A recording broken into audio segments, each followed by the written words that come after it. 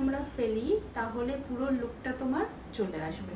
এই শাড়িটার সঙ্গে দেখি কিরকম লুকটা আসছে। নীল বুতু বুতু কার নাম? বুতু আমার নাম লাগবে না, ঠিক আছে। পূজা সুতোটা নিয়ে আয়, ব্লাউজটা সেলাই করতে হবে। এটা ভালো লাগছে, ইয়েস, লুকিং ভেরি নাইস। এটা স্টোনের টিপটা ভালো লাগছে না, এটা খুলে দিই। ইয়েস, এবার সুন্দর লাগছে। এই যে একদম পারফেক্ট। পূর্বাশা কেমন লেগেছে সেজে একটু বলে দাও। খুব সুন্দর লেগেছে দিদি তোমার কাছে সেজে। তাড়াতাড়ি দিদিকে বুক করো, কারণ দিদির ডেট কিন্তু খালি থাকে না।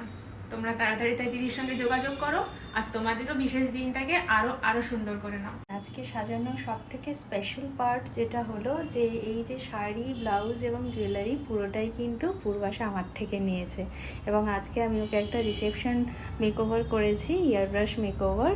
তো এই যে দেখো ফুল লুকটা।